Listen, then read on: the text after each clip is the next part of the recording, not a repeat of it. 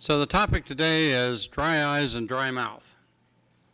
And you'll notice that there are two terms that follow Sicca syndrome versus Sjogren syndrome.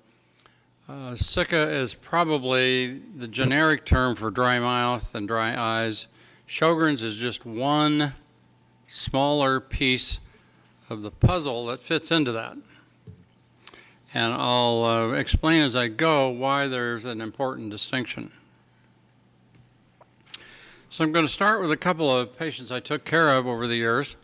Maria is a 35-year-old Hispanic female whose scleroderma began about 5 years ago with the onset of hand swelling and Raynaud's. The skin thickening progressed to involve the forearms, upper arms, the face, the chest, and the belly in 3 years ago. She began complaining of dryness of the eyes and mouth about 3 years ago. Second person is Alice. She's a 25-year-old female whose scleroderma began 7 years ago with the onset of Raynaud's and swollen hands and fingers. Her skin thickening was limited to her fingers, hands, and face. She began complaining of dryness of the eyes and mouth about 4 years ago. So both of these women complained of dry eyes and dry mouth several years into their scleroderma. But there's an important difference in why they're dry. One was caused by inflammation cells invading the structure of the glands and destroying the moisture-producing glands, and that is Sjogren's. It is a form of dryness. The other was from fibrotic scarring of the glands or by some other non-inflammatory process, which I'm going to label temporarily as non-Sjogren's. So again, Sjogren syndrome is a chronic disorder of the immune system. It's a long-term autoimmune disease and often creeps into people's lives while they're hardly watching. And this is the patient's white cells attack the salivary and tear glands and destroy the ability to make tears and saliva. And that leads to dry mouth and dry eyes, or Sicca. So Sicca is just a generic term that means dryness. And in this case, we're going to say it's non-Sjogren's, because I'm trying to distinguish Sjogren's from the rest of what most of you have.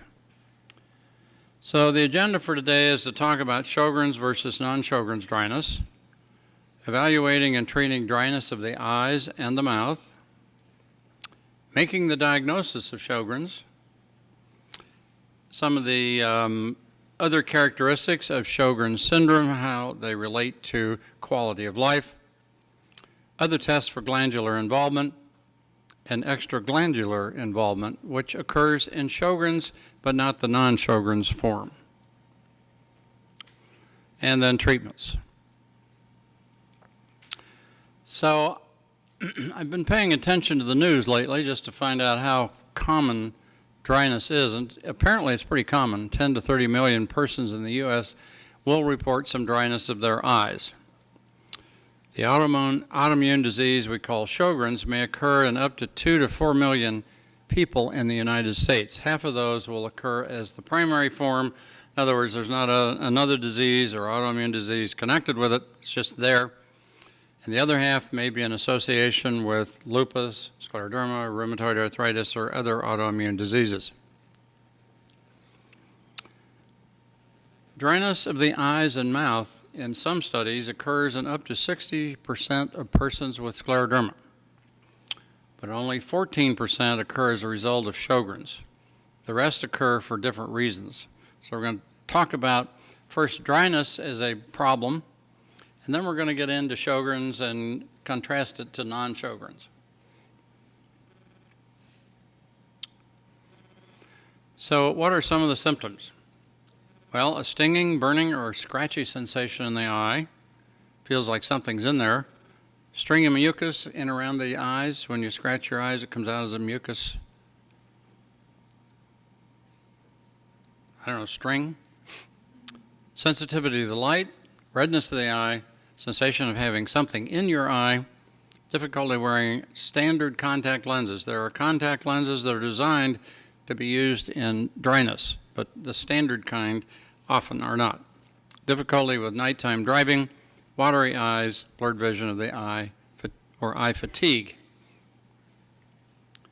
So again, I'm going the wrong way. So the tear duct or tear gland is up in the upper outer quadrant above the eye. It's under the eyelid, and it produces tears that go down, and when your eyes contract, they contract like windshield wipers. You don't notice it, but this is the motion they take, and they're pushing it into the nasolacrimal duct, which drains the eye. Oh, it's right in here. There's one above and below. The one below is the one that we usually take advantage of. So what are some of the tests that we use to determine whether dryness is present? This is the Schirmer test. Swedish ophthalmologist developed this test. It's a little filter paper, just the right size, the right fibers, and so on. And you stick it in the corner of the eye, and people close their eye for about 5 minutes gently, and we measure how much moisture comes down the paper. So if it's less than 5 millimeters, which is less than 1/4 of an inch, that is really dry and can be seen in Sjogren's frequently and can also be seen in non-Sjogren's. So this test doesn't distinguish those two entities. You may or may not be able to see the little white dots that are can be seen on the cornea. There are a couple little white dots in here. Person has had fluorescent paper put into the eye. Fluorescent is kind of a apple green and shows up with certain kinds of light and with a slit lens. And here is a few more dots. These are divots. The dryness doesn't protect the eyes. The eyes blink, and sometimes if you're especially dry, the blink takes away pieces of your cornea. And here we have a grade 3 or score 3, lots of little white dots. This is fluorescent. There's another dye called Lissaman green, and it looks at the white of the eye, so this part of the eye. So there are a few dots here, a few more dots here, and a lot of dots here. So these can all be scored, and they all the same mechanism. You blink, and pieces of the tissue or the pockets are left with each blink. Okay, so let's switch to the mouth for the moment. What do people complain of with dry mouth? Well, they can tell you it's dry mouth. Burning sensation on the tongue is frequent. Fissures on the tongue. Atrophy. I'll show you what the tongue looks like normally and how it gets smoothed out. They're little papillae that are supposed to be there to help you taste. Atrophy of the dorsal tongue surface, increased thirst, candidiasis, increased dental caries is an important problem, and trouble swallowing dry foods, another important problem. So the salivary glands, there's 3 sets. There's one in front of your ear at the angle of the jaw that we'll call the parotid. Then there are a couple right here, not quite at the front of the jawbone, but right here, almond-shaped. Those are the submandibular. And then there are a couple right under the chin that I can't feel, but they're called sublingual. All of these help deliver spit. So normally, we deliver 1 liter and 1.5 liters of spit a day. That's the normal. So by the time it gets dry, it's a lot less than that. Okay, so how do we test quantitatively dryness of the mouth? Well, one's kind of icky, but gets right at the heart of the matter. You take a little plastic tube. Sometimes you can use a syringe, plug off one end so it doesn't leak onto your clothes. And then you have people spit into this tube about every minute or half a minute, try and get it all out into the tube. Less than half a cc per 5 minutes is abnormal. So it's not a whole lot of spit in a short period of time, but it can be measured. And here you see some tubes that are designed. This must be an ENT office because I can't find them in the medical side. Little funnels, and then they go into a measuring tube. And that is one way to measure it. Using the same device, you can get them unstimulated, or you can give them some gum, xylitol gum, and that will increase it a little. And then you stimulate with candy or lemon juice, and suddenly, boom, the normal goes way up, and this stays down. So here's the appearance of tongues. So here is one that's got little dots, kind of the papilla, and here it's all smooth, and I can't remember what that is. And examine under the tongue, because there should be a little pool of saliva under the tongue. You can't see the pool very well, but there is some moisture here, and this is really dry. So then there are centograms. This is a tracer dose of something called technetium perdicnetate, and it's taken up by multiple glands. This is the thyroid, and that's not one we're interested in, but it's there. There's the parotid, submandibular, and sublingual right in there. So you stimulate the normal, and suddenly all the dye is out. Then you let it sit for a while, and the dye starts coming back in. That's what happens in the otherwise healthy individual. Here you see the difference. The healthy, lots of dye in here. This gland doesn't take any dye. Well, it takes a smidgen right here, but not much.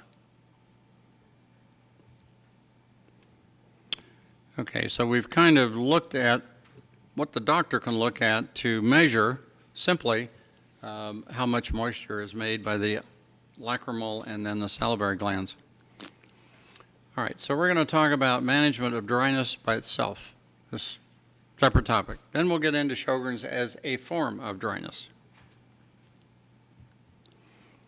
Okay, so the ophthalmology folks have kind of looked at the evidence and come up with a system of level 1, 2, 3, 4, meaning more and more and more trouble.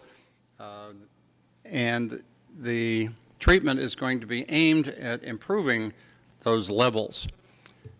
The Sjogren's Syndrome Foundation has spent a fair amount of money in the last couple of years having experts review the literature, find out all the evidence, whether it's good evidence, poor evidence, moderate evidence or not, and then synthesizing what they think the evidence says about the treatments. So education clearly will have some advantage. Are there environmental modifications? Do you need a moisturizer near your bed at night or when you're working or whatever? Elimination of offending systemic medicines, and I'm going to show you the list of those in a minute. Then there are artificial tear substitutes. They'd be gels or ointments, and then eyelid therapy. Blepharitis is an inflammation of the glands at the edge of your eyelid. I had it years ago. It was easy to treat. You use Johnson's baby soap and kind of scrub the creases near the eyelids. But it turns out half the people who are complaining of eye problems actually have blepharitis along with it, so that needs to be treated. So here are some medications that can be associated with dry eyes and dry mouth. There's some on here you won't recognize, and they probably don't have any bearing most of the time, but antidepressants, many of the antihypertensives, prazosin, tyrosine, clonidine, atenolol, propranolol, block certain neural impulses which help you make tears and spit. Then there are phenothiazines, antihistamines, proton pump inhibitors, omeprazole and all its congeners, opioids, cytotoxic drugs, retinoids. The next couple, hopefully you don't have: diuretics, benzodiazepines, Ativan, Xanax, Valium. Interleukin-2 and cannabinoids have become big on the West Coast. So sometimes you look at your list with the doc, and the doc says, well, yeah, it can cause trouble, but I don't have anything better to treat disorder X. And so you have to make the decision, is this something I want to keep treating or try some time off? Then there's a whole list of other causes: dehydration, radiation to the head and neck for some kind of head and neck cancer, excessive computer use. People who sit at computers do not blink, so the eyes open all the time. Diabetes, smoking, chewing tobacco, hormonal imbalances, mouth breathing, particularly at night, Alzheimer's, nerve damage to the head and neck, sleep apnea, cystic fibrosis, mumps, autoimmune disease, and then there's AIDS, eating disorders, blockage of the salivary duct, pregnancy. I don't think that's a problem. Is anybody here? Parkinson's and sarcoid. So all of these have to be kind of taken into account before we start treating, just so we know we're treating the right thing. Eye drops. They cost a little more to be preservative-free, but they are definitely worth it. I like Refresh. I used to use it myself. And there's Sustain. It has the single dose thing. You pop off the top and squeeze into your eye. And there's Tears Natural, Smooth, TheraTears, Optive. Wrong. Going the wrong way here. Then there are ointments. Ointments generally are reserved for bedtime because they kind of fuzz up your vision for 20 or 30 minutes. So you don't want to put that in and then drive. But there's Genteel, Polygel, Xylane, Refresh, Sustain, Lacrolube. All can be one swipe in the lower eyelid and help you get through the night. So then we go to level 2, a little stronger. If you're still having problems using the standard stuff, are there other things that you can use? Anti-inflammatories, and I'll show you one of them, Restasis. Antibiotics, and it's mainly for the blepharitis, the infection at the edge of your eyelids. Punctal plugs, secretagogues, you know them as pilocarpine and cevimeline. Liftograst has just come on the market. Moisture chamber goggles and omega-3 fatty acids orally. So this is Restasis. It's a special eyedropper. It is an immunosuppressive, so there's a lot of engineering that went into this so that if you did happen to touch the cornea, it wouldn't suck your fluids from you into the bottle. So that if you had an infection in there or bugs in there, it didn't suck it back into the bottle. So Restasis is an immunosuppressive called cyclosporine. It seems to work even in people that have had terribly damaged glands. It can help reduce irritation and improve the life of people with Sjogren's. So then there are wraparound goggles. These are just mechanical devices to decrease evaporation from your eye. The first one is wraparounds on Amazon. It's not quite as sealed, but there's some protection from evaporation. Then there are moisture chamber goggles. It may be hard to see, but these actually seal off your face from the outside world, or your eyes from the outside world. They're plastic safety glasses that are not sealed, but they also can reduce evaporation. And then these are prescription goggles. They're swim goggles that are prescription, and they seal off the eye from the outside world. These are all available. Not that you need them, but they're available. Then there's the punctal plug. I'll show you the plug in a minute, but it fits in this duct here. Again, tears start here, get wiped this way into the duct and go into your nose. That's why you get a stuffy nose when you cry. You can put a plug in. There are temporary plugs that usually pop out within the week. They give us an idea, is this going to help you? If somebody's been misdiagnosed and it's actually irritation in the air, it's not truly dry, and you put a plug in the drainage system, it may make tearing down the cheeks, which is not a good thing. But you put the plug in, if it helps, then you can put a more permanent plug, or you can cauterize the gland, or not the gland, the duct. So these are secretagogues. They're medicines that stimulate what's left of the glands to work. This is Evoxac, which is the same as Cebemelin. And this is pilocarpine and Salogen. They're the same thing. And Liftograst is one of the new ones. It's Zidra. It comes in single-use dispensers. Pop the top off and put the drop in.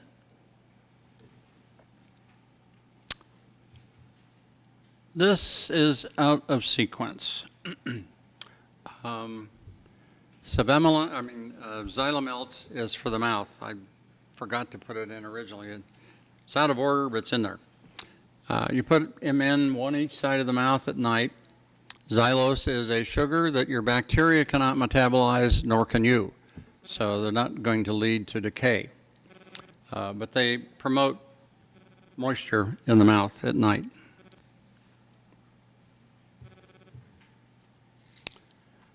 Okay, so then we get to level 3. You're not quite happy with what we've done at level 2, so it's time to move on.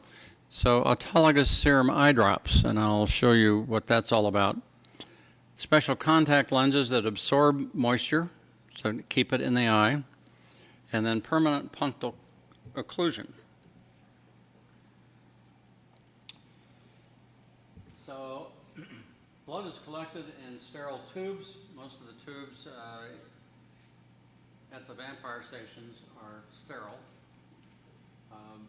You then spin it around and the liquid part is sucked off, sometimes diluted, and then put into little vials, 2 to 3 mLs.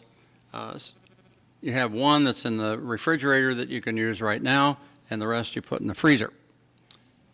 There's evidence that this works, and yes, there is some expenses because somebody has to do this, but for some people it works really well.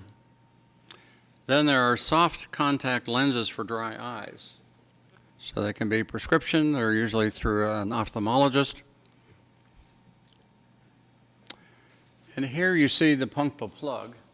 Maybe if you're close enough to the screen. Right here, it's a little plastic cylinder. This is a plug insertion, and you get it below the lip, and it'll stay there. Or you can permanently obliterate the duct with radio frequency, cautery, a number of different techniques. And then we get to systemic anti-inflammatory agents, steroids, rituximab, Rituxan is its trade name. And then there's a lid surgery that can help. Tassoraphy. So what they do here is sew the corners of the eye shut. So it reduces the surface to evaporate. That's often done bilaterally, and people never notice when they look at you that you've had that surgery. And this is just kind of a listing of all the things I just talked about. So that's in your handout. All right, treatments for dry mouth. Okay, so this is the part where the Sjogren Syndrome Foundation started funding evaluations based on literature. Pilocarpine, Cebemelin, and Zidra have all got statistically good evidence that they improve dry mouth predominantly, but they can help the eye.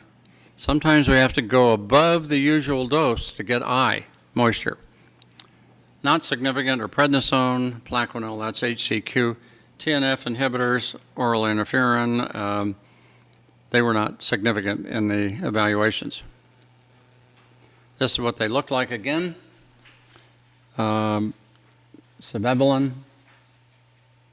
here and pilocarpine here.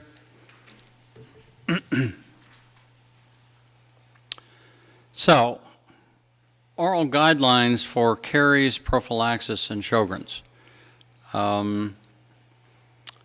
Number 4, I just met, and I don't have a real grasp of the fourth item on here, but we'll start at the top. Topical fluorides, everybody agrees, should be used. They can be applied in the dental office, but you see that person once every 3 months. So there are topical things that can be used daily. Use of secretagogues, I put gustatory, masturbatory, stimulation, and pharmaceutical agents. This is how the paper was written. It's essentially pilocarpine and cebamelin.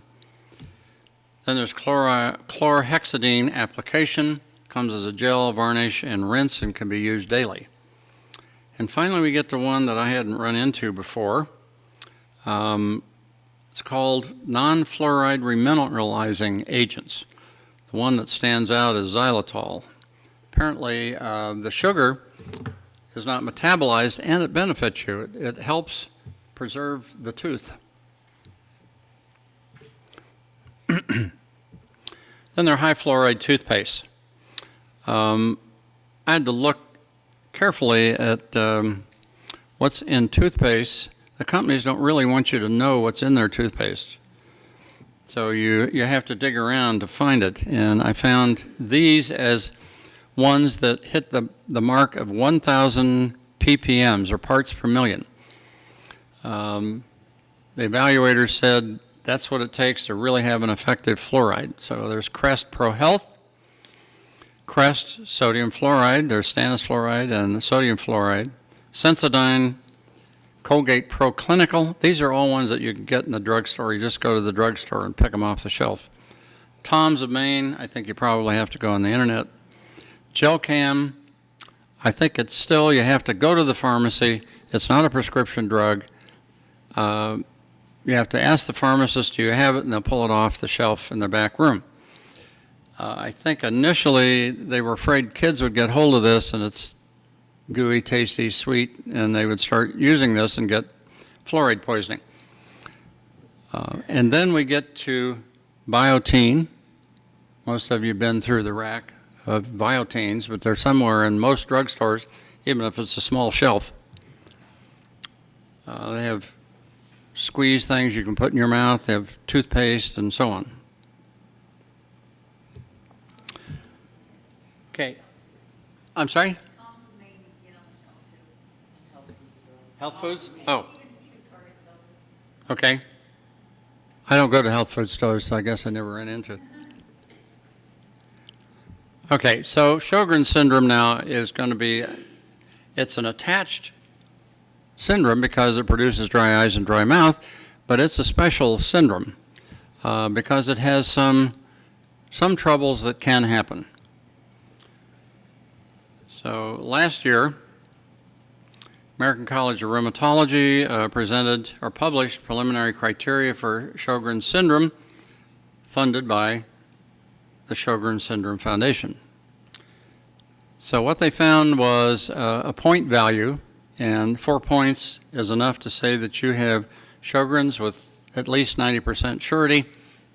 So we start out with the high value ones, 3 points. One's a focus score for lymphocytic sialoadenitis. That just means lymphocytes are invading your the glands of your mouth. So hopefully you've had lunch. But what we want is a buccal biopsy. So they go inside your mouth. You could do the parotid glands and other ones, but the easiest is to do the lip. So you make a slit and you take several pieces, and then they're stained and they're looked at. And what we're looking for is, are there clumps of these little blue dots? These are lymphocytes. They're invading the gland and destroying it. And here is a sequence.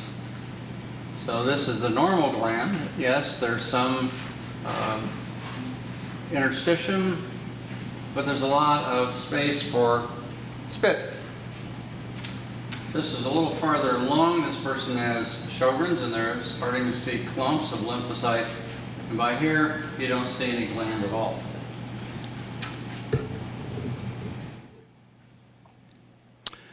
The second three-pointer is an antibody called SSA, or Sjogren's syndrome A, easily, readily available in the laboratories.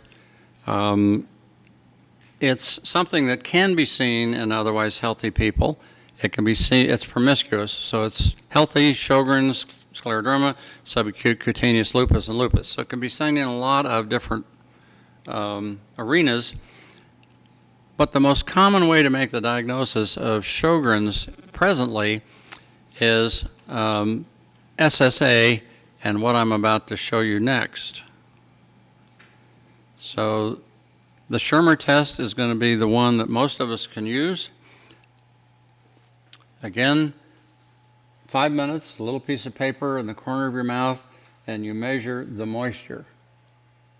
So if it's less than 5 millimeters at 5 minutes, that goes along with dryness of all sorts. But coupled with a SSA antibody, it says you probably have Sjogren's syndrome. And the staining pattern again, fluorescent, little dots, more little dots, and a lot more little dots, which you may not be able to see, but they're there in the lower part of the cornea. So then we look at the white of the eye, and we use a different stain called lissamine green. You drop it in, they have to look real fast because the dye seems to disappear fairly fast. If they drop them in, put you under the slit lamp real quick, they can count or get an estimate of the little green dots that are there, suggesting there's dry spots. Then our old friend spit in a tube. Less than half an ml of spit in 5 minutes is enough to say this is really dry. Okay, so those are the tests. Now, I'm about to show you a study from France, Paris, outside of Paris.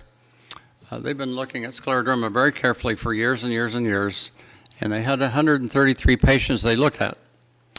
85 had felt dryness.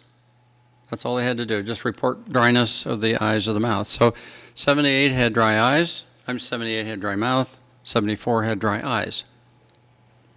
So that's a fair proportion of people with dryness. 61 had a positive Schirmer test, a little piece of paper in the eye. And together, they had 91 who either reported dryness and or had a positive Schirmer, and they then went and biopsied them. And they did the lip biopsy. And what they found was that 18 of these had the characteristic lymphocyte infiltration of the gland. That's part of Sjogren's. The others largely had fibrotic change, or they were not abnormal at all. So it's really 18 out of a larger number that actually have Sjogren's syndrome. And this could be what happens over time. This is a normal gland. Again, the spaces are filled with spit. And you have mildly fibrotic. See stranding in here, you start losing glandular structure, but you don't see a lot of inflammation. And this is often the culprit in scleroderma. It gets fibrosed. And here we have a lot of little black dots, which are all lymphocytes destroying the gland. So in summary, 68% had dryness, 14% actually had this disorder we call Sjogren's, and 54% did not have inflammation. They had fibrotic change or they were normal, and we don't exactly know why they're dry. So 21% of patients who complained of dry eyes or dry mouth had Sjogren syndrome. So that's what it is in scleroderma. 1/5 will actually have this disorder called Sjogren's. Now, I don't know whether you've been to the doc and they told you you had Sjogren's, but they didn't do the test that you need to do. You need to go back and get tested. Simple tests, blood test and a Schirmer. And I'll tell you why that's important in a minute. So this is the demographics. Who gets it? Well, it's predominantly in middle age. The prevalence of primary is 15 to 3% in various populations. That's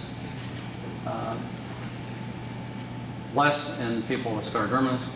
Symptoms usually appear between ages 45 and 55, and the average duration of symptoms before a diagnosis was 4 to 9 years. And that's because it creeps up. And you get a little dry, you go to the drugstore, you put an eye drop in.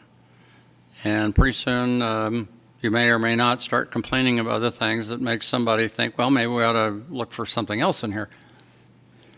All right, so it's predominantly a women's disease. Many of the autoimmune diseases are. We can argue about why that is. It is certainly not a governmental policy.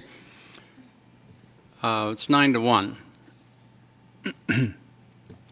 So here was a quality of life study. They rated people as having lesser complaints and a lot of complaints of dryness or some of the other things associated in the mouth and the eyes. So compared, these two compared, physical activity is impaired, even with the low amount. Daily activities impaired. Social interactions interfered. Mental alertness, intimacy, sex. This is the sexual revolution, folks. A lot of you aren't having sex anymore for one reason or another. Or they can have career problems getting into a certain kind of career.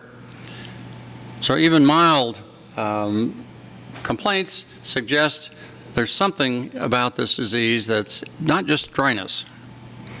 And here's another one, psychosocial aspects of Sjogren syndrome. So we start looking at depression and anxiety. 3/4 of the folks with Sjogren's have that. Sleep disturbance, often for dryness. They got to get up and drink water. Overweight or obese, I was surprised at this. Fibromyalgia is 20%. Now, just to let you know, there are a few studies scattered around.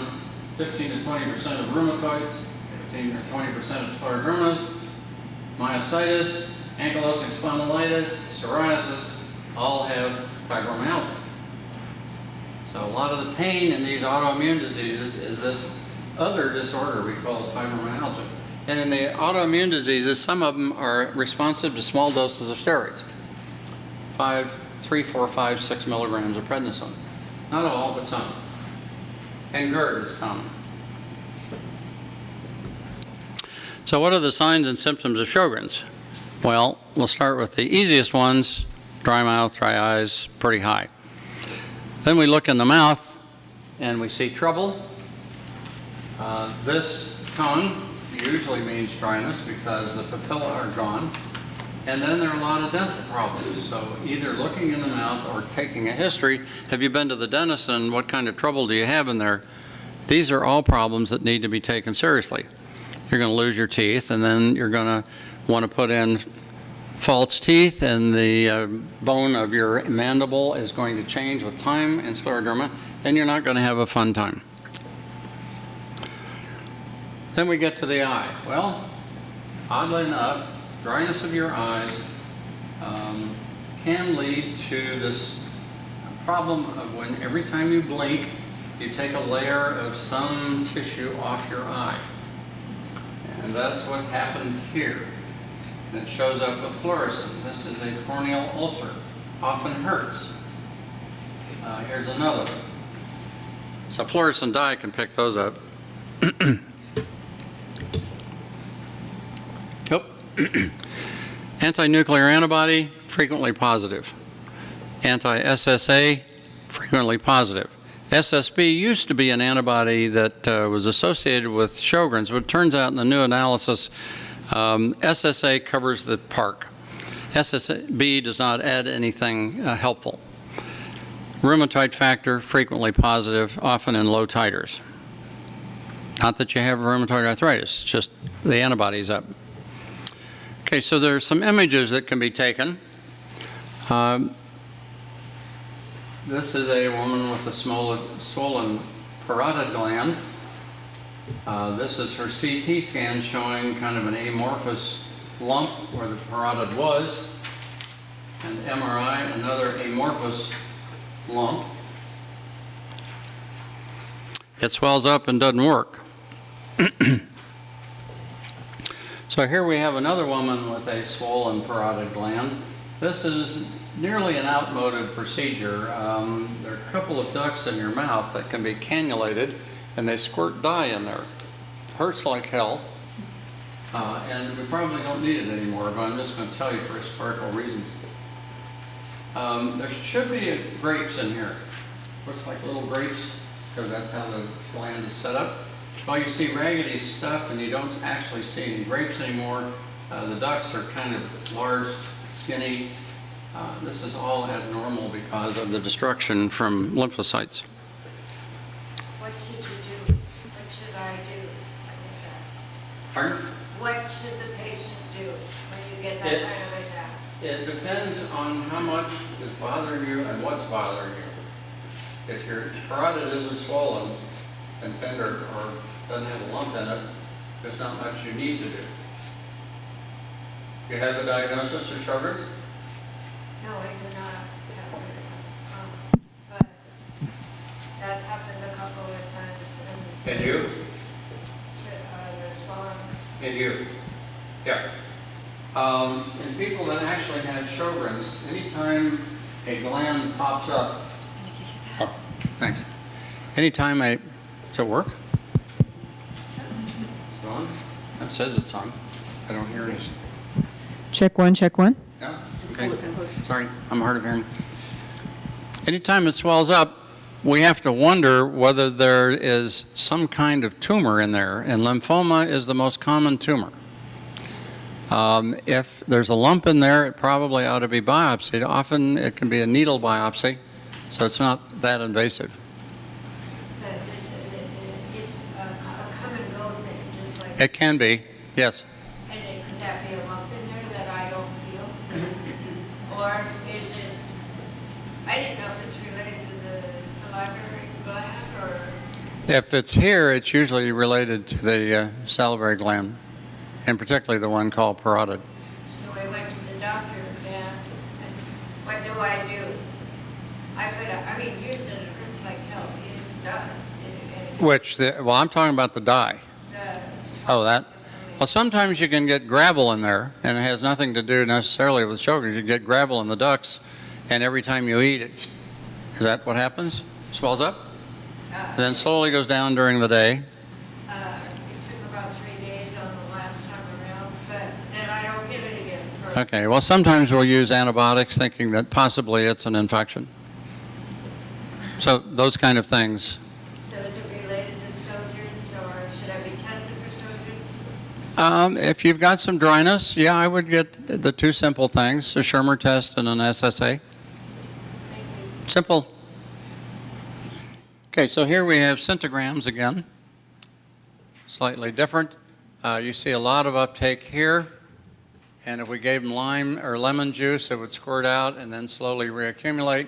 Here, nothing happens except the thyroid, which is not what we're interested in.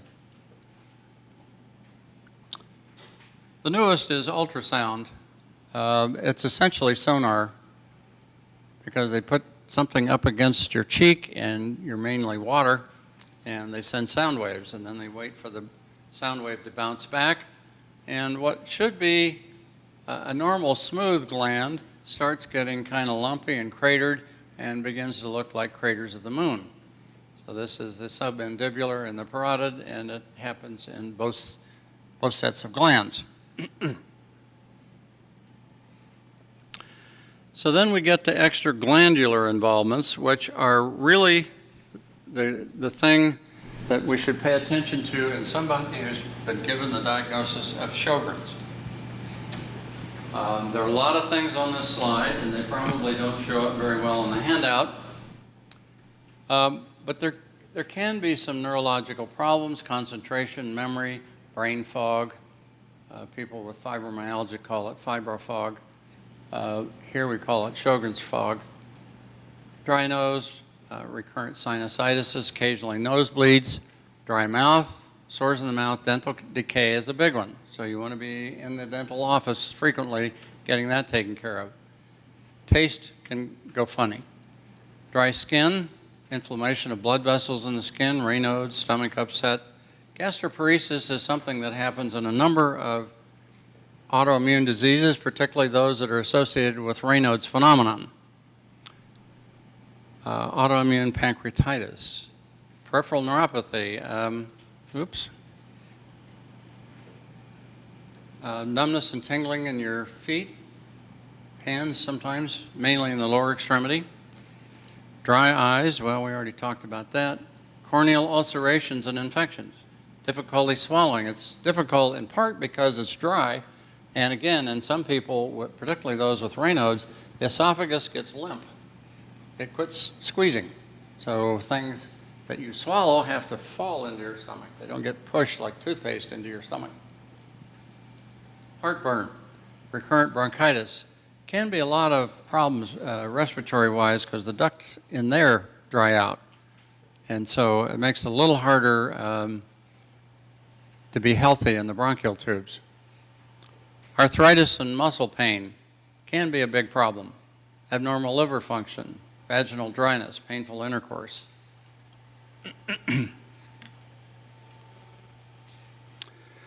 So what are the treatments for extraglandular involvements?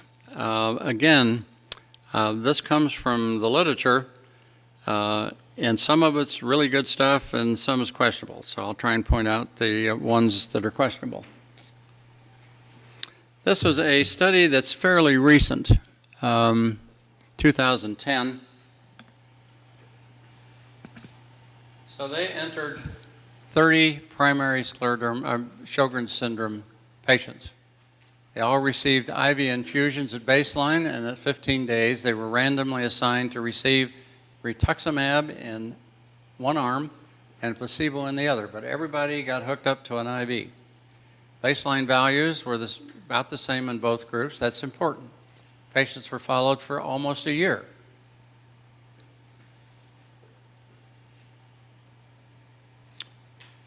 Primary endpoint was change in the stimulated saliva rate. That's the one where you spit in the tube. So they met that at 5 weeks and 12 weeks. And then there are many secondary endpoints that were also met. And some of these endpoints are pretty frequent.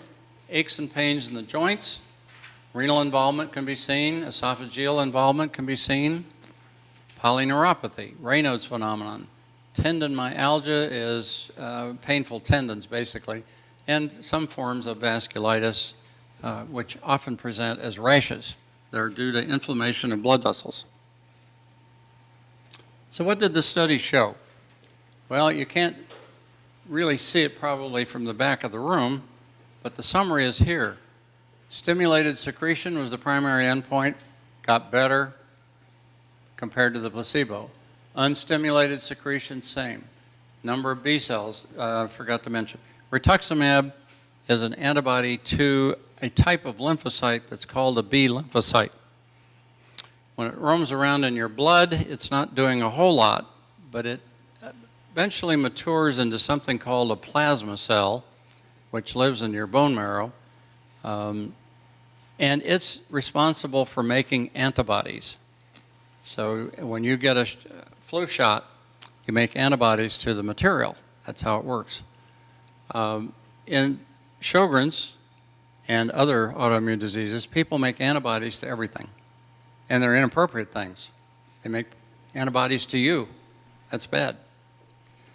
So when they cut down the number of B cells, you're cutting down the ones that are going to grow up and make bad antibodies.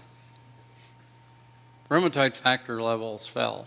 Fatigue got better. Fatigue is a big problem in Sjogren's. Total score of SF36, this is a quality of life questionnaire. The total score got better, that's good. People felt better about life in general. Oral dryness, visual analog scale. That's a 10 centimeter scale, and somewhere on the, you make a mark on the line as to how you're doing. Dryness of the eyes and the number of extraglandular manifestations are the ones that I mentioned in the earlier slide.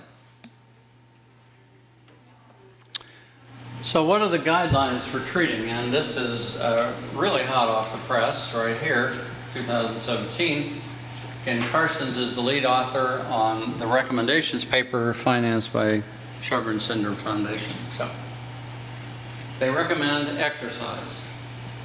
Every doctor you've ever seen tells you you need to exercise. Well, there's good evidence that you ought to do it. Hydroxychloroquine is Plaquenil. That seems to help. Recommendations to avoid. There's a subculture that likes dihydroepiandrosterone, DHEA. There's no evidence that helps in this disorder. And there have been some papers that have looked at tumor necrosis factor inhibition. This is a common way to treat rheumatoid arthritis, psoriatic arthritis, and spondyloarthritis. It doesn't seem to have any place in Sjogren's per se unless the person has rheumatoid arthritis. And then there was insufficient evidence to make any recommendation on a whole bunch of others. Azathioprine, anakinra, doxycycline is an antibiotic. Lamivudine is an antiviral. Mycophenolate's an immunosuppressive. Abatacept, immunosuppressive. So anyway, there isn't enough evidence to make much out of many of the other studies and other recommendations. So the treatment of the inflammatory musculoskeletal pain and arthritis is a little bit like what we do in rheumatoid arthritis anyway. But we start with hydroxychloroquine, which is Plaquenil. If that by itself doesn't seem to help, then we move on to methotrexate. That's not enough. We could have mixed and matched at the beginning, added methotrexate to Plaquenil. Then short-term steroid is really a short burst, less than a month. So it might be 20, 30 milligrams of prednisone and taper off within a month. Long-term steroids, I think, was up to about 3 months. So it'd be a longer taper. The flutamide is an anti-RA drug, and it could be a next step, can be used with all these other things in here. And in rheumatoid arthritis, we commonly use this package. Sulfasalazine is a mixed antibiotic and anti-inflammatory. Was made originally for rheumatoid arthritis, but is now used in a lot of different things, and that can be the next choice. Azathioprine is an immunosuppressive used in the past a lot in lupus, not much in scleroderma, but the recommendation here is that if there's an arthritis that seems to be attached to Sjogren syndrome, it might be worth considering. And for extraglandular involvement as well. And finally, cyclosporin. Cyclosporin isn't used a whole lot. Chronic use of it leads to kidney damage, so most of us have gotten shied away from that particular drug. It works for a while, and then you start having damage, and then you quit it, and everything comes back. So, all right, rituximab is the darling at the moment. It's an intravenous today, and then 14 days later you come back and you get the other one. And you don't have to repeat it for a minimum of 6 months. So it's a couple of shot deal and you're on your way. So it may be considered for dryness of the eye and mouth after you fail some of the other stuff that we talked about. And then there's systemic manifestations, some of which can be quite bothersome and others are just nuisances. Cryoglobulinemia with vasculitis. Cryoglobulins are proteins that the body makes that seem to be especially sensitive to cold. And your skin is 24 degrees and that's cold. And so some people will start precipitating these proteins in their blood vessels and start having problems. They may start getting types of vasculitis or actually sometimes necrotic spots in their skin. Severe parotid swelling tends to be bilateral, both sides. Inflammatory arthritis, pulmonary disease, and peripheral neuropathy, especially something called mononeuritis. And this is one example. It's wrist drop. Another example would be in your legs, foot drop. So you cannot pull your toes back to your nose. It just drops. This is a bad problem. It's going to take a long time to get better. So these are some of the other ones I mentioned. Cryoglobulinemia, it settles out in the cold. Sometimes the vasculitis can be quite bothersome. Other times it's just a nuisance. Lung problems, parotid swelling, and inflammatory arthritis. So let's get back to our two patients, Maria and Alice, both dry eyes and dry mouth. In Maria's case, her Sjogren was 6 millimeters, so it was close to the criteria. Reduced saliva flow, some staining of the eyes when you put in the fluorescent or the lissamine green, negative lip biopsy, and SSA negative. On the other hand, Alice had problems. Her Sjogren was 0. She had reduced saliva flow, moderate staining of the eyes, inflammation of the glands, and a lip biopsy. Her SSA was positive, and thus she really had Sjogren's in addition to scleroderma. And 5 years later, she developed a right parotid swelling. It was biopsied and found to have non-Hodgkin's lymphoma in the parotid. There's good news and bad news. Bad news is you got cancer. Good news is it's slow growing, so we can usually get it out. 5 to 10% of people with true Sjogren's are at risk of developing non-Hodgkin's lymphoma. This is one of the major reasons I was trying to make the distinction between the majority of people with scleroderma that don't have this, but have dry eyes and dry mouth. So 20% who have Sjogren's, true Sjogren's, that we need to be ever vigilant. Any lump that pops up in the neck, groin, under the arms, needs to be biopsied. If there's a one-sided swelling or a nodule that you can feel in the parotid gland, it ought to be biopsied. And on that, my time has expired.